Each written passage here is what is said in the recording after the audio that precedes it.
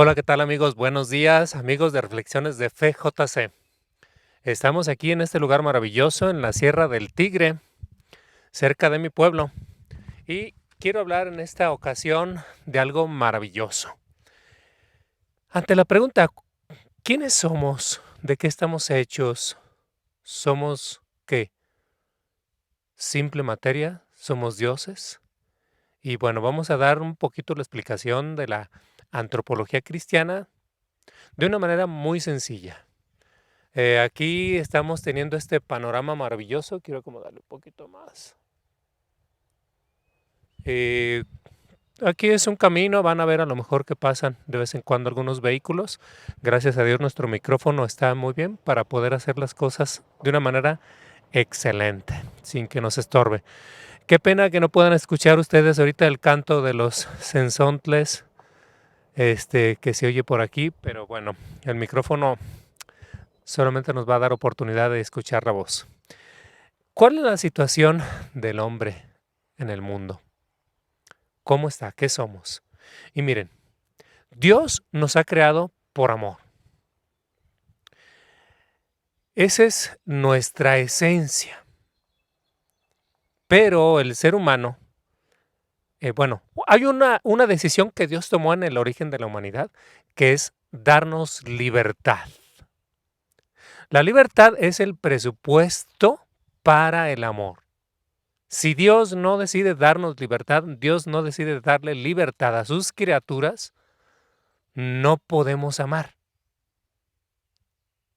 Valoren ustedes entonces la libertad porque a veces nos hacemos pelotas y quisiéramos que Dios irrumpiera en la libertad de las demás personas. Pero Dios sigue dándole libertad al ser humano a pesar de que a veces cometa errores graves. Bueno, así Adán y Eva cometieron el pecado original. Y bueno, hemos de pensar entonces que a partir de ahí la humanidad quedó dañada, porque el pecado original se llama original, pues porque fue en el origen de la humanidad y dio origen a la maldad. No se llama original, pues, en el sentido de que sea algo muy original o de que tenga su holograma de autenticidad, como ahora se usa el término original. Fue un pecado original porque fue en el origen y fue originante porque dio origen a la maldad. Es decir, hubo una herida. Es parte de de nuestro ser como personas. Tenemos una herida. Bueno, fíjense bien. eh, una vez que pensamos que Dios nos hizo de esta manera, libres, capaces de decidir, esto es algo, como decía yo al principio, maravilloso, pero al mismo tiempo implica una tremenda responsabilidad. ¿Cuántas veces hemos querido que Dios no nos haya dejado libres?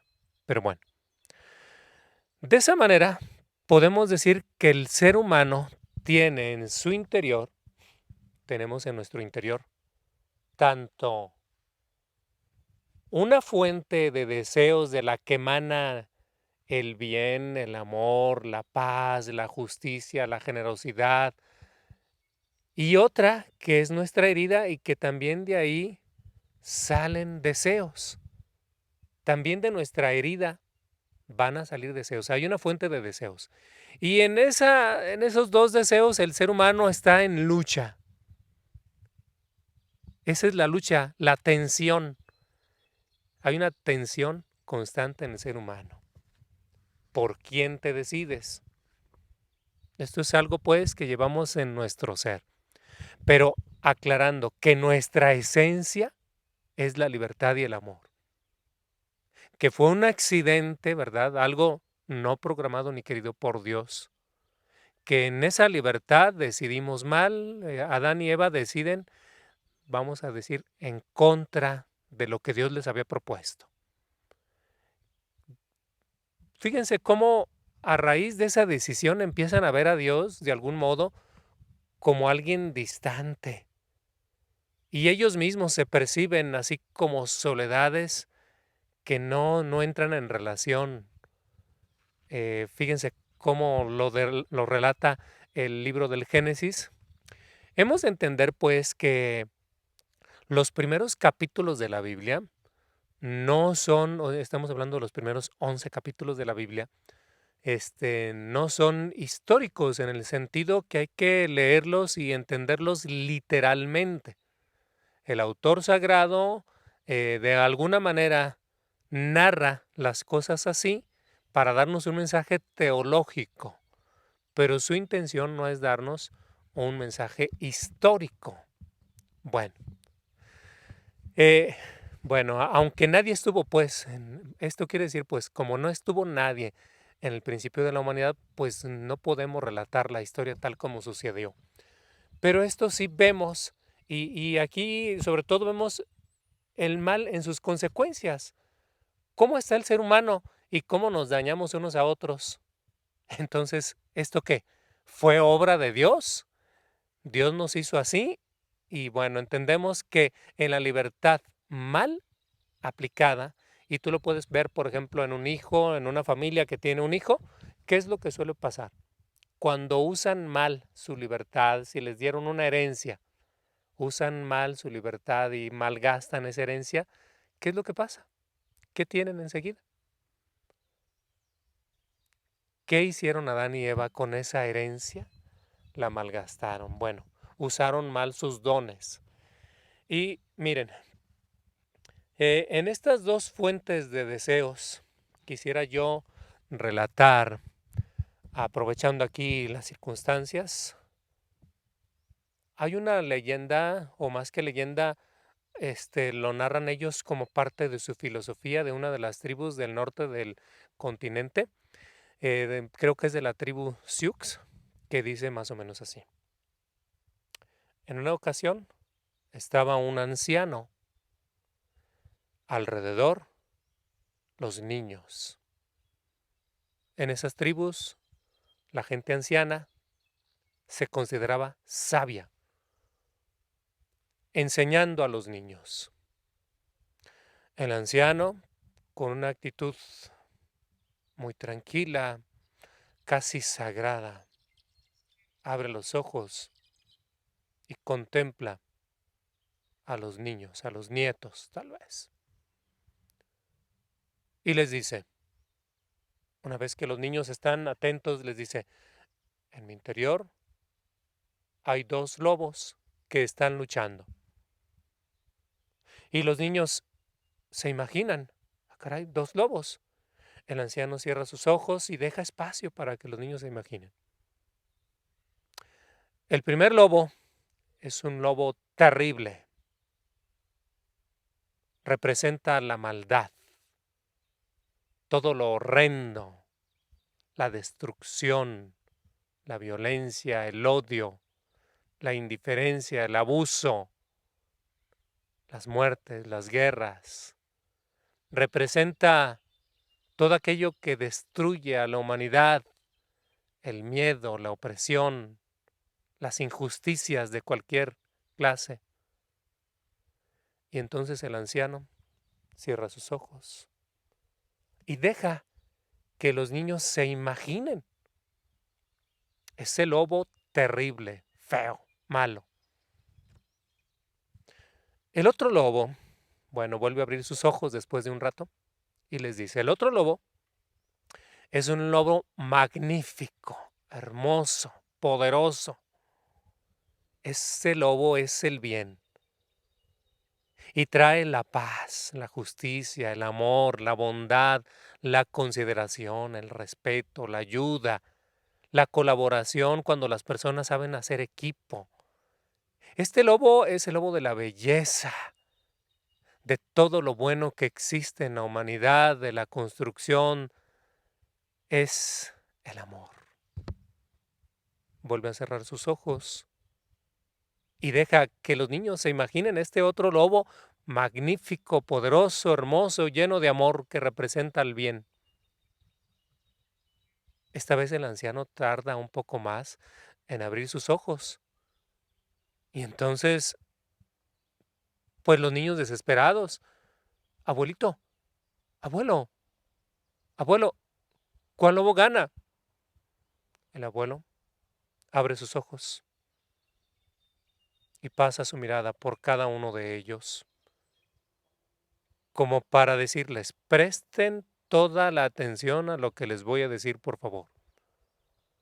Va a ganar el que yo alimente. Mira que esta comparación se me hace a mí muy importante, muy interesante. ¿Cuál va a ganar? ¿Qué va a ganar en tu interior? ¿Qué va a ganar? Y dice, va a ganar lo que tú alimentes. Eso es lo que va a ganar. Nosotros entendemos pues que el ser humano está hecho de esta manera. No somos una realidad ya hecha, somos un proceso. Nos vamos haciendo poco a poco. El libro del Génesis dice que Dios nos hizo a su imagen y semejanza. Bueno, pero no nos hizo en plenitud.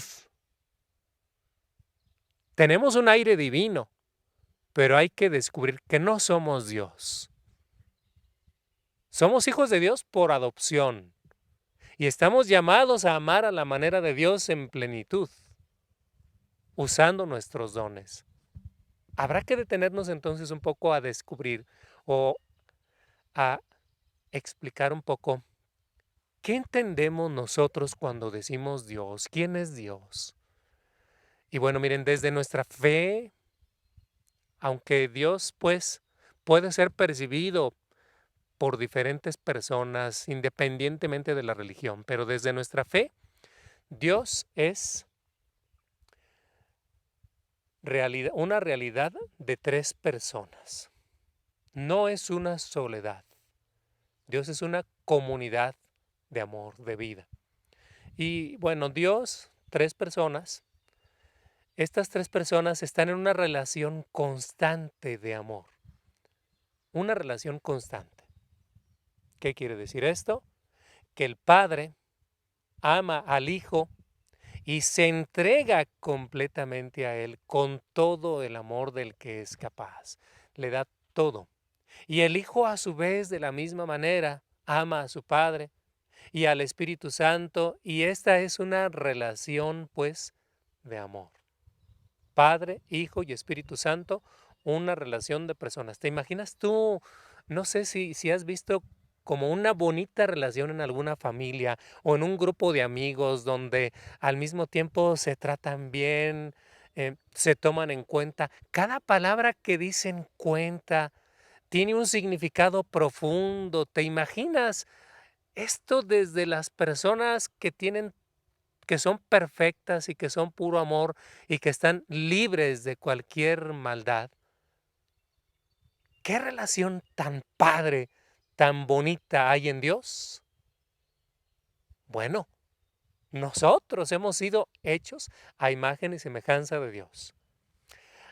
Volviendo otra vez sobre el ser humano, a esta realidad de cuando nosotros seguimos, siguiendo la comparación esa que hasta cierto punto queda, cuando alimentamos nuestro lobo bueno,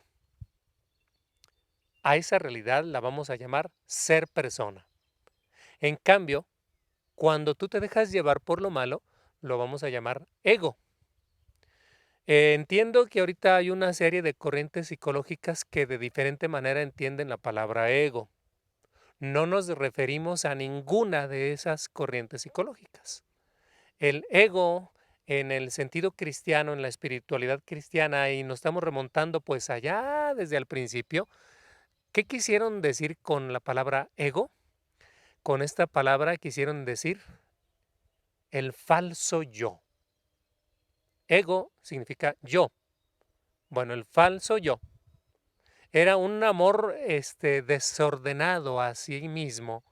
Desordenado porque no estaba hacia el amor. No te ordena, no te construye. Está desordenado. Te despersonaliza. Bueno, siguiendo con esto, miren, eh,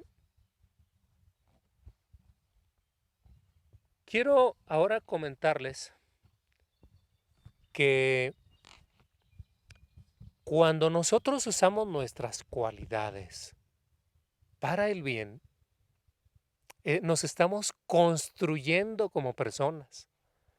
Miren, aunque nosotros podemos decir, bueno, ¿ya soy o no soy persona? Sí, ya eres, porque el ser humano es un proceso, tiene un origen. No esperes verlo ya realizado para decir que ya es persona. Desde el primer momento en que se une óvulo y el espermatozoide, desde ese momento, porque somos un proceso, ahí empieza la vida. Muy bien. En la medida en que tú usas tus dones, tus cualidades, tu colección de notas distintivas, a eso le vamos a llamar la colección de notas divinas que Dios te regaló. A eso le vamos a llamar que eres imagen de Dios. Y cuando decimos que eres semejanza, porque estamos hechos a imagen y semejanza de Dios, cuando decimos que eres semejanza, nos referimos a que tú, con todo lo que Dios te dio, haces algo parecido a Dios. Amas a la manera de Dios. Estás llamado a eso. Estamos llamados a eso. No somos plenitud, volvemos a decirlo esto. Y aquí quisiera ponértelo así como con un ejemplo.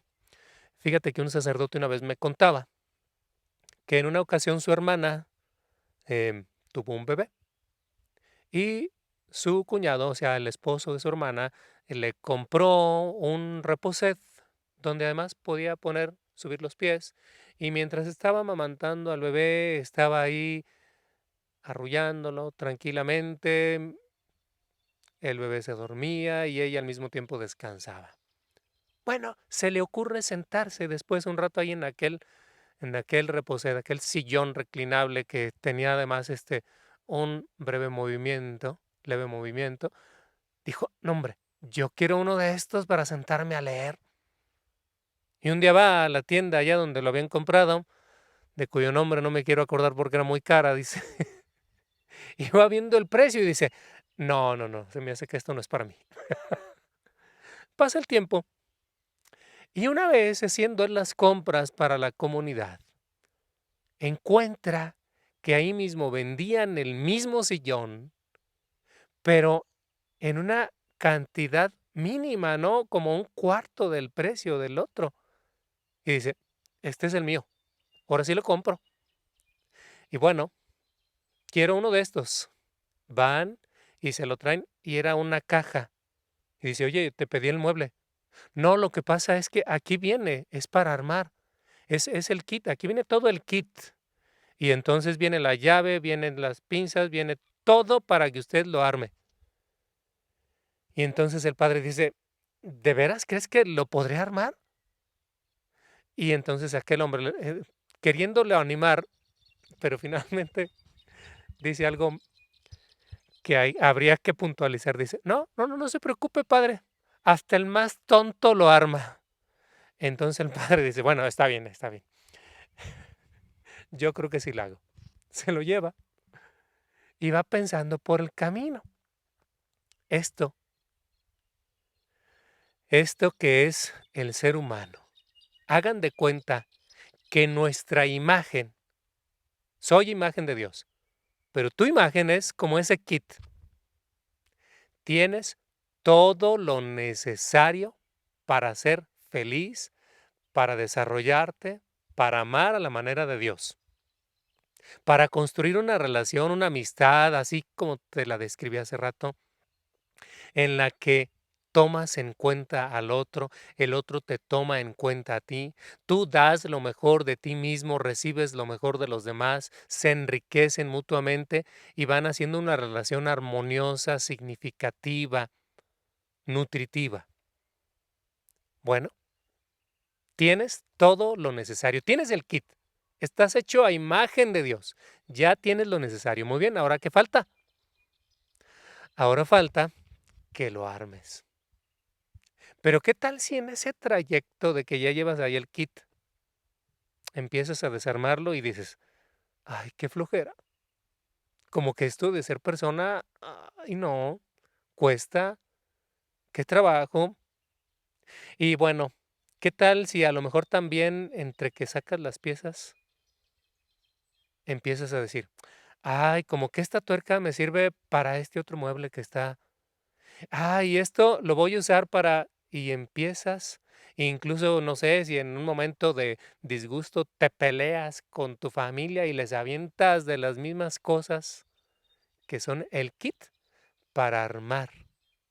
Es decir, usas tus cualidades no para lo que fueron creadas, para el amor, sino que las usas para pelearte, para destruir, para abusar, en fin. Bueno, el kit ya lo tienes. Imagen de Dios. Semejanza. Te asemejas más a Dios en la medida en que tú mismo vas haciendo de ti la mejor versión, alimentas al lobo bueno. Muy bien, muy bien. Esto quiere decir que estamos llamados pues a amar como donación y recepción, comunión de bienes, en libertad y gratuidad, entendido como incondicionalidad. Es decir, amar sin poner condiciones a quienes amamos. En realidad, fíjense que estamos llamados a amar sin poner condiciones. Sin embargo, no quiere decir esto que el otro no te pueda dar nada. Y cuando tú amas queriendo que el otro no te dé nada, es como si pensaras que el otro no tiene nada que darte. Miren, cuando Jesús murió en la cruz por nosotros, aunque murió de esa manera, dándose, entregándose incondicionalmente, sin embargo, ¿cuántas ganas tiene de nuestro amor? ¿Cuánta falta le hace nuestro cariño? No nos condiciona, pero sí espera. De la misma manera, pues estamos llamados a dar así de esa manera. Miren, Eh, aprender a existir a la manera de Dios es la construcción de una comunidad, aportando lo mejor de mí y promoviendo que el otro dé lo mejor de sí. Si tú ayudas a un pobre, pero no le ayudas a promoverse como persona, a que aprenda a trabajar, a que quiera dar lo mejor de sí mismo, yo creo que tú has oído a lo mejor esa frase que dice, ¿verdad? Eh, si le das un pez, un pescado, a una persona le quitas el hambre un día, pero si lo enseñas a pescar, le quitas el hambre para toda la vida. Ahí la diferencia, ¿verdad? Miren, les pondré un ejemplo. Piensen ustedes en un buen maestro. ¿Cuál es el mejor maestro que has tenido? Y piensen en ese buen maestro. ¿Cómo le hizo? Y se preparó antes, dio lo mejor de sí mismo en el estudio. Luego, a la hora de dar las clases, lo hace de la mejor manera que puede, toma en cuenta a los alumnos y en ese dinamismo les enseña con su puntualidad, con su manera de tratarlos, les va enseñando para que ellos a su vez den lo mejor de sí mismos. ¿Y qué es lo que suele pasar? Que los alumnos a lo largo del tiempo van a decir, algo se nos quedó de aquel maestro. Pero lo interesante es que el maestro mismo, al enseñarles, también recibió de los alumnos. ¿Cuántas veces el maestro ve la capacidad, la inocencia, la generosidad, la lealtad, eh, las habilidades y cualidades que tiene cada uno de sus alumnos que a la hora de desarrollarse también le aportaron a él en su vida personal y le enseñaron y le ayudaron a ser mejor persona? Así debiera ser. Y en una familia lo mismo, pues, donde papá, mamá dan lo mejor de sí mismos como esposos, están dispuestos a amarse, a ayudarse, a crecer en una relación, a tomarse en cuenta. Y si logran hacer ese ambiente así bonito, lo transmiten a sus hijos Y los hijos creciendo también va a llegar el punto en que enseñan a sus padres. Algo así le debió haber pasado a la Virgen María, que en un primer momento ella es la maestra de Jesús, pero llegado el momento, María es discípula de Jesús. Jesús le enseña. Así debiera ser. Miren, que así cada acto de amor es lo que te construye como persona. La suma de esos actos es el núcleo de tu personalidad. De ahí que aprovecha hasta los servicios más sencillos con ese dinamismo intencional. El encuentro con Jesús, que es bondad, amor e inocencia, nos recuerda lo que es el amor kenótico, es decir, amar sin condiciones. Y esto nos da fuerza. Así, cuando amas, estás en la vida de Dios. De manera que cuando tú también estás en unión con Dios en la oración, estás en una escuela de amor. Miren, muchas veces no amamos porque estamos distraídos, superficiales, incapacitados para estar presentes con el hermano. ¿Qué es lo que nos suele pasar? Yo a veces veo que lo que nos pasa es que tanto interactuar con las máquinas se nos olvida y podemos empezar a tratarnos como máquinas. Nos usamos. Ya a veces estamos tan distraídos que, miren, en una ocasión me acuerdo que estaban unos jóvenes ahí reunidos en el atrio de la parroquia. Y luego llego yo y empiezo ahí a saludar a uno, y luego a otro, y luego a otro, y luego a otro, y de repente llego con el que me parece que ya es el último, y volteo y le digo, ay, ¿ya te saludé? O sea, así de distraído andaba yo. Y él me dice, no sé. Digo, ¿cómo? O sea, los dos estamos así de distraídos a veces. No tomamos en cuenta a la otra persona. Lo tratamos como una cosa, como un objeto, lo convertimos en un reto, molestia. ¿Es quien el otro un obstáculo, una oportunidad? Pero trátalo como persona. Miren, la oración es un ejercicio de nuestra capacidad de estar presente para tomar en cuenta al otro. Eso es hacer oración. Trata de estar presente, pon toda tu atención, toma en cuenta lo que te pasa ahí, lo que te sucede. Eso es hacer oración.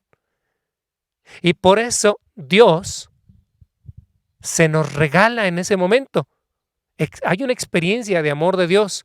Pero cuando estás todo distraído, incluso rezando a la carrera, y Dios salve María y Padre nuestro que estás en el cielo, santificado sea tu nombre, pero estás en calidad de bulto cuando vas a misa y pues sales así como de que, ay, qué aburrido. Pues si es que estuviste completamente distraído, pero si pones atención, porque en ese sentido pudiéramos decir, Dios no se deja tratar como cosa. Cuando sí lo tratas así como persona, entonces sí, das la oportunidad de que tú lo puedas recibir a Él y te experimentas así como alguien amado. El ego te invita a estar como en la apropiación de satisfactores. Te vas aislando, te vuelves desterrado y te vives muerto. Este es el engaño de Adán y Eva, que creen que la realización y plenitud no está en el dar y recibir amor, sino en la autosuficiencia. Si ya voy a ser como Dios, ¿para qué lo necesito? Prescindir de Dios, de su bondad, es la ruptura de la comunión. Ellos rompieron con Dios y con el otro, porque ya voy a ser igual a Dios, Dios ya no tiene nada que darme. En ese momento se produce una imagen falsa del ser humano, el ego, como soledad desvinculada una de otra, una imagen mentirosa, dispersante, desintegradora. Es el ego. Y se establece un círculo de retroalimentación con una imagen distorsionada de Dios. Entre más egoísta seas, tu Dios será más un ídolo. Y estableces una relación con ese ídolo. En lugar de relacionarte con Dios, te estás relacionando con un ídolo. ¿De qué manera? Y bueno, piensa, si por ejemplo tienes un ego muy perfeccionista, te vas a hacer un ídolo que le esté llevando cuentas a todos. Si tienes un ego de esos chantajistas, vas a hacerte un ídolo que quiere que te sacrifiques a cada instante y que te concedan la medalla más grande porque eres el que más ama. Si tienes un ego ambicioso, te vas a fabricar un dios ídolo negociante, con el cual hay que hacer trato, ¿verdad? Si tienes un ego envidioso, vas a tener como un dios ídolo intimista, así nada más tú y él, no es para nadie más. Si tienes un ego, que dijéramos, avaro,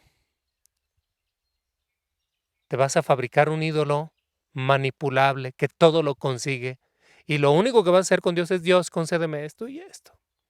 Si tu ego es miedoso, curiosamente, vas a ver a Dios como si fuera un juez. Pero volvemos a decir, eso no es Dios, es un ídolo. Si tu ego es el poder, jaja, vas a construirte un Dios ídolo todopoderoso, así, ¿verdad? De esos que aplasta todo. Y vas a ensalzar las cualidades de lo que ha pasado en el Antiguo Testamento, fijándote solamente en eso. Y si tu ego es la pereza, vas a pensar así como de que, no, pues Dios ya nos tiene destinado a qué, si nos vamos a salvar o no. Y como dijo aquel perezoso, oigan, los flojos, los perezosos, ¿también nos vamos a ir al cielo? ¿O van a venir por nosotros?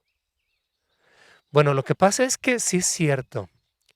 Mientras más crezca tu ego, lo infles más, porque también el ego se alimenta en la medida en que le prestas tus cualidades. Más falso va a ser tu Dios. El mal, fíjate bien, el mal es una pseudoexistencia. Existe en la medida en que le prestamos nuestra existencia, lo acogemos en nuestras vidas y le permitimos usar lo que Dios nos dio para dar vida en procesos que quitan vida.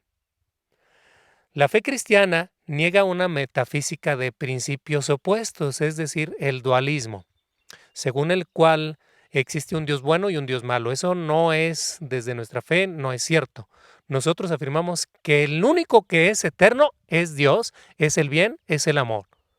Hubo un tiempo en que no existía el mal. El mal existe a partir que Dios le concede libertad a sus criaturas, pues Dios nos crea con la libertad. Muy bien, el mal tiene un dinamismo opuesto al amor, pues, pero el bien es nuestra esencia. Bueno, el mal, ¿de qué manera existe entonces? Miren que llega a nosotros insinuándose como bien. Te quiere convencer de que es bueno. Y nos convence, nos enganchamos en procesos de apropiación, de depredación, en lugar de la comunión, del compartir, del dar lo mejor de ti mismo. Ya me están picando los zancudillos. Si admito su dinamismo, me pervierte y me aleja de Dios y de los demás. El ego es la falsificación de mi identidad, de mi imagen divina, y nos va pervirtiendo cada vez más en la medida en que le concedemos usar nuestros dones en actos que quitan vida. No hay nada que nos consolide más como persona que los actos de entrega por amor, acogiendo en humildad lo que a su vez los demás nos dan, nos entregan. Miren, somos envenenados por el mal de manera aprendida. Si de niño fui criado por dos personas que eran unos egoístas, entonces aprendí eso y se me dificulta el amor a la manera de Dios.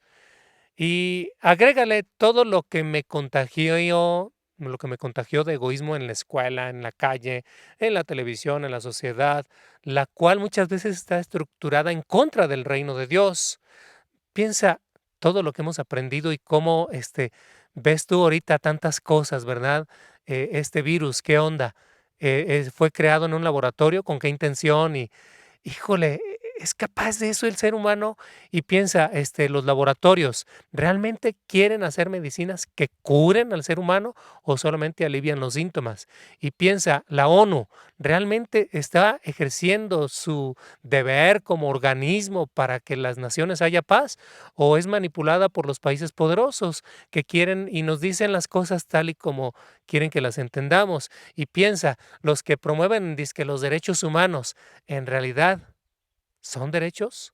¿Son humanos? Y piensa cuántos instituciones están promoviendo una manera de educar muy plagadas por lo que ahorita es, por ejemplo, las ideologías que contaminan al ser humano y que lo hacen más vulnerable y difícil que se identifique con lo que es. Nos están invitando a perder nuestra identidad. Crean confusión. ¿Cómo estamos entonces? Con todo esto, ¿cuánto nos ha dañado pues el ego? El ego que vemos en los demás también nos contagia. Aprendemos por imitación. Y también el ego tiene sus predicadores. Y pensemos entonces cuántas veces va a invitarnos a hacer lo mismo. Nuestra conciencia sí está enferma, presa, influenciada por una visión distorsionada de la realidad, en cierto modo enamorados de una cosa que no existe, nuestro falso yo, el ego. Te pasas la vida alimentándolo y se manifiesta en las pasiones desordenadas, disminuye nuestra conciencia, toma posesión de ella y nos aconseja que sigamos nuestros caprichos. El ego nos malaconseja, nos invita a tomar decisiones que nos apartan de nuestra esencia, de Dios y de los demás. El ego es un parásito. Existe si le cedo mis cualidades y hace que me enamore de una falsa imagen de mí mismo. Usa mis dones sujetos a su dinamismo destructor. Se debilita mi persona, disipa mi vida como oportunidad de realización, desperdicio los dones que Dios me dio. Híjole, hablando de pandemias, fíjate que el ego se parece a un virus.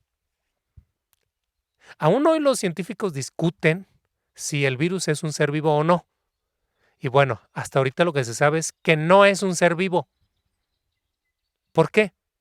Porque hay dos realidades concretas que no tienen los virus y que todos los seres vivos sí tenemos. ¿Qué tenemos los seres vivos? Que integramos del ambiente a nuestra biomasa. En palabras simples y comunes, comemos. Y eso que comemos lo integramos en nuestro cuerpo. El virus no come. Y yo que pensaba que me iba a morder el canijo. Pues bueno, pero aparte, su manera de reproducirse. ¿Cómo se reproduce un virus? Y parece esto sacado de una película de terror de científico loco, ¿no? El virus no es una otra cosa más que una cadena de información genética, ya sea de ADN o RN, y cubierta por una capa proteica o de grasa, en este caso, que entra en un organismo vivo, ¿verdad?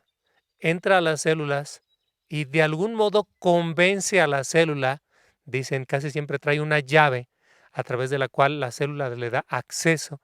Y ya una vez que está dentro, se reproduce sacando copias, pero usando el mismo laboratorio de la célula, como si esa cadena de material genético lo entrega a la célula y la célula saca copias y al mismo tiempo la célula, ¡pum!, explota, muere, pero después de haber producido muchos virus, sacarle copias.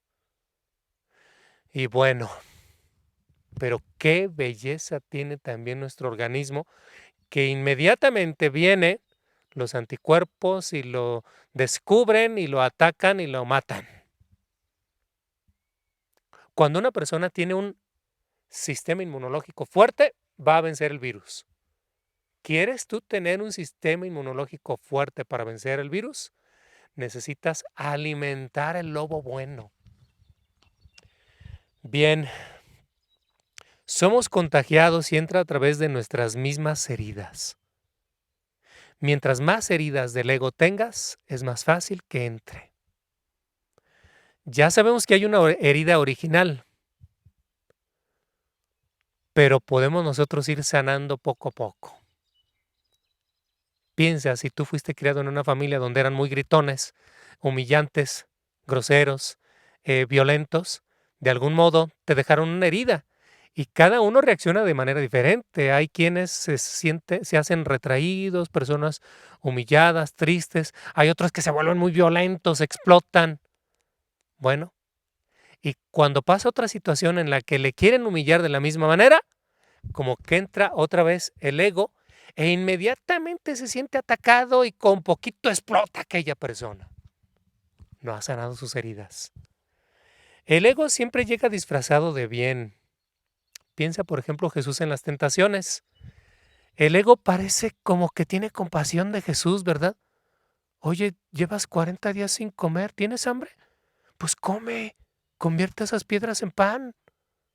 Oye, que me enteré que tú quieres ser el Mesías, el Salvador. Mira, pues está fácil. Súbete a lo alto del templo y lánzate. La gente te va a ver que no te pasa nada, porque en la Biblia está de que Dios va a enviar a sus ángeles para que no te pase nada. Oye, yo estoy contigo. Tú quieres ser el rey del mundo, ¿verdad? Mira, ¿qué te parece? Yo te entrego todos los reinos del mundo. Ah, falsa propuesta de bien, ¿verdad? Jesús lo alcanza a distinguir. Se puede disfrazar de afán de justicia y habrá gente que toda su vida trabajando por la justicia, pero si lo hizo por egoísmo, terminan amargados. Los frutos te permiten saber dónde estás. En la Biblia se nos muestran varias listas como si nos quisieran advertir. Ten cuidado. Si lo que sale de tu corazón es esto, entonces estás en el ego.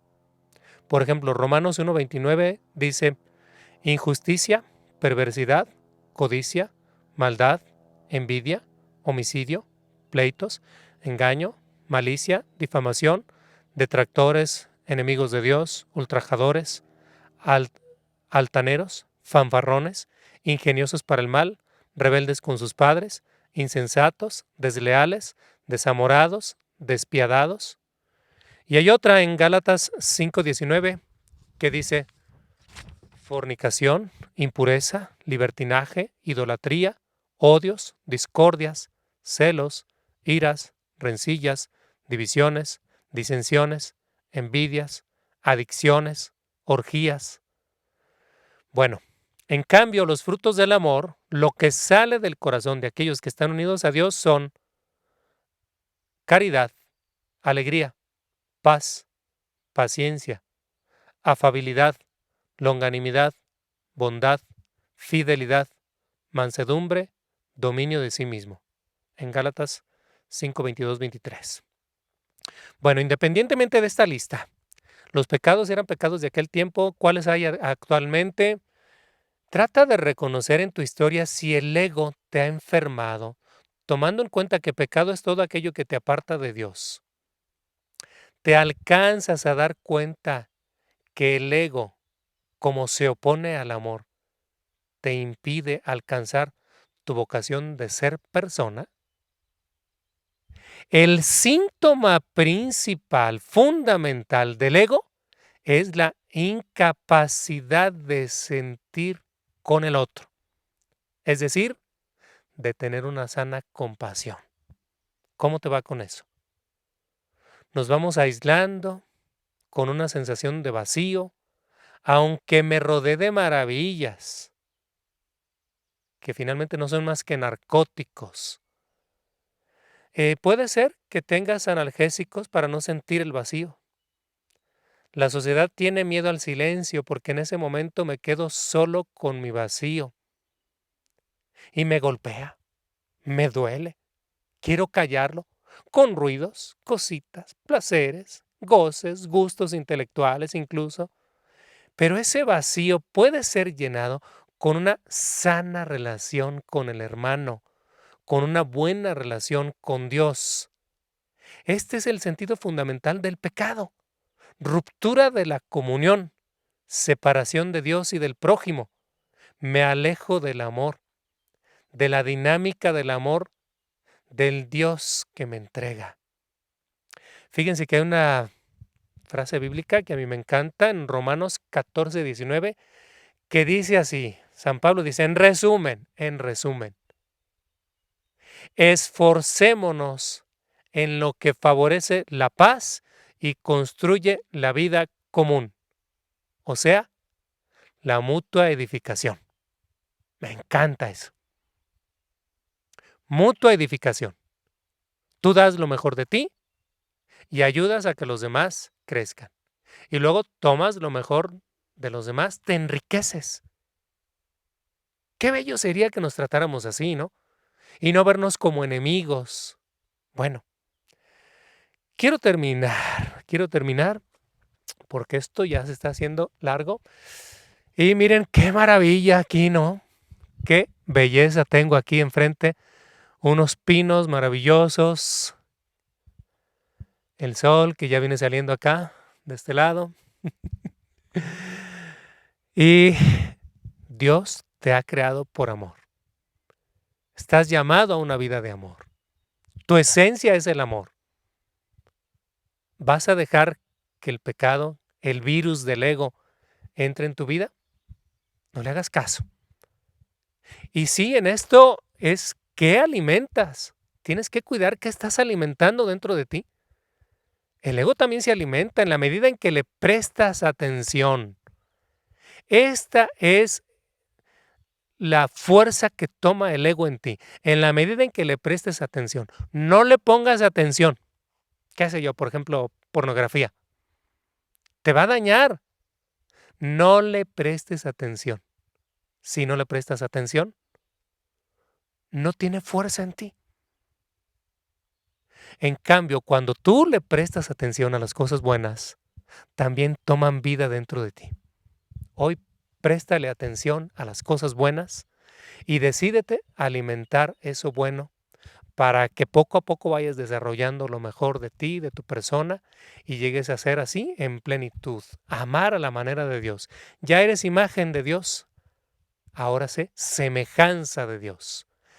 Hermano, te doy la bendición desde este lugar maravilloso. Voy a hacerme acá un poquito para que me dé el sol. Que el Señor Dios Todopoderoso te bendiga, te guarde, te muestre su rostro, te dé su paz, te llene de su amor y te bendiga en el nombre del Padre, y del Hijo, y del Espíritu Santo. Amén. Bueno, te invito a compartir esto. Si ya te suscribiste a este canal, pues bueno, ahí voy a estar subiendo meditaciones, reflexiones, catequesis. Ahí nos veremos. Que Dios te bendiga, comparte y suscríbete. Dios te bendiga.